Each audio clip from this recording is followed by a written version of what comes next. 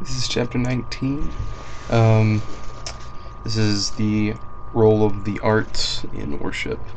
Um, and Weber kind of goes through and talks about how uh, the arts were used more and more in the Old Testament with the building of extravagant temples and synagogues and stuff like that, and then kind of got lost in the New Testament when worship became more personal and physical. Um, but that it's been making a comeback through the centuries, and um, that there's there's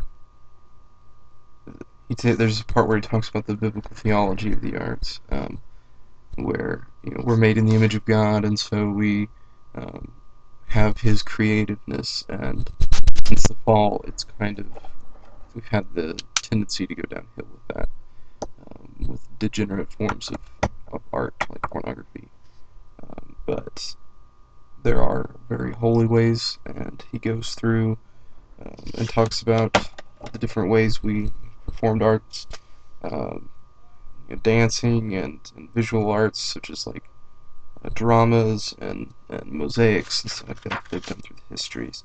And then he goes through and he talks about the history and the different eras of the church. Like the ancient church was very drama based. They did a lot of plays and dramatic retellings of the gospel, whereas in the medieval eras, it was more uh, like mosaics and icons and things that they could see all the time. That's why you get your like stained glass churches and cathedrals and stuff like that.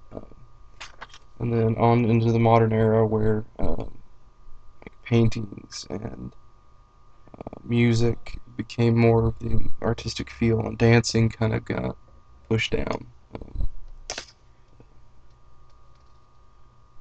And there were certain times in which the Catholic Church didn't allow art like that, I guess. And he goes in and he talks about drama, the different dramas that have been making a comeback in the years, because there are easy ways to tell a gospel story or a Bible story visually, and we get that. It's easier for us to remember those things when we see them. Um, Again, he talks about dance and how it's been pushed down over the centuries, but it's starting to kind of make its way back.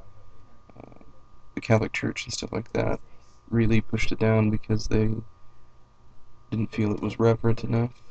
And growing up Methodist, I kind of understand what that is.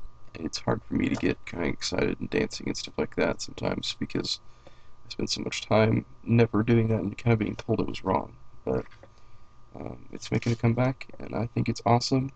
David danced undignified before God, and I think it's totally okay that we still do.